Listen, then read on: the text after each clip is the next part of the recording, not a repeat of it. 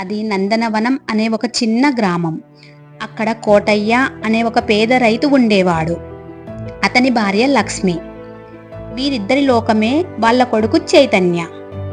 కోటయ్య పగలు రేయనక పొలంలో అంతలా కష్టపడేది కేవలం తన కొడుకు తనలాగా కష్టపడకూడదని.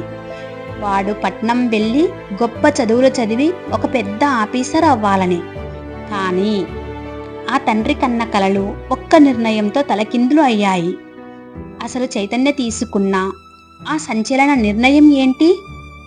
అది ఆ పేద కుటుంబ తలరాతను ఎలా మార్చేసింది? తెలియాలంటే వీడియోని ఎక్కడా స్కిప్ చేయకుండా చివరి వరకు చూడండి. ఒకరోజు పని ముగించుకొని కోటయ్య ఇంటికి వస్తాడు. లక్ష్మి, అన్నం పెట్టు, పొలం కాడికి వెళ్ళాలి, నువ్వు వస్తావా అని అడుగుతాడు. లక్ష్మి కూడా తోడుగా బయలుదేరుతుంది. కానీ వారి మనసంతా చైతన్య చదువు గురించే. వాని చదువు ఇక్కడ పూర్తయింది కదా, పట్నం పంపాలి.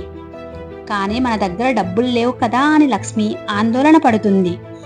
అప్పుడు కోటయ్య ఖచ్చితంగా చెప్తాడు, ఆ వినాయకుడి దయ ఉంటే నా రక్తాన్ని చెమటగా మార్చైనా సరే వాణ్ణి గొప్పగా చదివిస్తాను అని. వాడి చేతులు నాలాగా నాగలి పట్టకూడదు, కలం పట్టాలి అని. కానీ చైతన్య ఆలోచన వేరుగా ఉంది. తండ్రి పడుతున్న కష్టాన్ని కల్లారా చూస్తున్న అతని మనసు ద్రవించిపోయింది. ఒకరోజు కోటయ్య పట్నం వెళ్దామని అడిగినప్పుడు చైతన్య ధైర్యంగా చెప్తాడు, నాన్న, నేను చదువు ఆపేస్తున్నాను, నేను పట్నం వెళ్ళను, మీతో పాటే పొలం పనులకు వస్తాను అని. ఆ మాట విన్న కోటయ్య గుండె చెరువవుతుంది. నీకోసం నేను పడుతున్న తపన నీకు తెలీదా చైతన్య అని నిలదీస్తాడు. మిత్రులారా, ఒక కొడుకు తండ్రి కష్టాన్ని చూసి చదువు మానేసి వ్యవసాయానికి రావడం సరైనదేనా? మీరేమనుకుంటున్నారో ఇప్పుడే కామెంట్ చేయండి. అలాగే ఇలాంటి మరిన్ని స్ఫూర్తిదాయకమైన కథల కోసం మన ఛానల్ని సబ్స్క్రైబ్ చేయడం మర్చిపోకండి. అప్పుడు చైతన్య అన్న మాటలు ఎవరినైనా ఆలోచింపచేస్తాయి. నాన్న, మీ చేతులు చూడండి, కాయలు కాచిపోయాయి, కాళ్ళు పగుళ్లతో నిండిపోయాయి.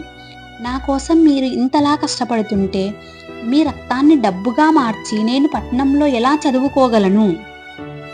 చదువుకున్న వాళ్ళంతా పట్నం వెళ్ళిపోతే మరి మన పొలాల పరిస్థితి ఏంటి? అందుకే నేను నా తెలివితేటలతో మన వ్యవసాయాన్ని కొత్తగా చేస్తాను. నాకు ఒక్క అవకాశం ఇవ్వండి నాన్న అని వేడుకుంటాడు. మరుసటి రోజు నుండే చైతన్య తండ్రితో కలిసి పొలానికి వెళ్తాడు. ఎండలో ఒళ్ళు హూనమైపోయినా వెనుకడుగు వేయడు. చదువుకున్న తెలివితేటలతో సేంద్రియ సేద్యం, ఆర్గానిక్ ఫార్మింగ్ గురించి తెలుసుకుంటాడు. వరి కాకుండా తక్కువ నీటితో పండే పండ్ల తోటలు, కూరగాయలు వేస్తాడు. కాలం గడిచింది. 3 సంవత్సరాల తర్వాత ఊరంతా కరువు వచ్చినా చైతన్య పొలం మాత్రం పచ్చగా కలకలలాడుతుంది. చైతన్య పండించిన ఆర్గానిక్ పంటకు పట్నంలో విపరీతమైన డిమాండ్ వచ్చింది. ఒక్క ఏడాదిలోనే లక్షల లాభం రావడంతో కోటయ్య అప్పులన్నీ తీరిపోయాయి. అతని సక్సెస్ చూసి జిల్లా కలెక్టర్ చేతుల మీదుగా ఉత్తమ రైతు అవార్డు అందుకుంటాడు. ఆ రోజు కోటయ్య కళ్ళలో ఆనంద బాష్పాలు.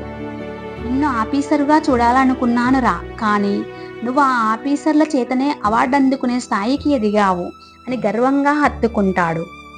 చదువుకున్న తెలివితేటలతో మట్టిని బంగారం చేయవచ్చని చైతన్య నిరూపించాడు. మనసుంటే మార్గం ఉంటుంది. కన్నవారి కలలను కేవలం ఉద్యోగంతోనే కాదు, మనకున్న వనరులతో కూడా అంతకు మించి నెరవేర్చవచ్చని ఈ కథ ప్రతి ఒక్కరికి స్ఫూర్తినిస్తుంది. ఈ కథ మీకు నచ్చినట్లయితే వీడియోను లైక్ చేసి నలుగురితో పంచుకోండి. వచ్చే వీడియోలో మరో అద్భుతమైన కథతో కలుద్దాం. గుర్తుంచుకోండి, మట్టిని నమ్ముకున్నవాడు ఎప్పుడూ ఓడిపోడు.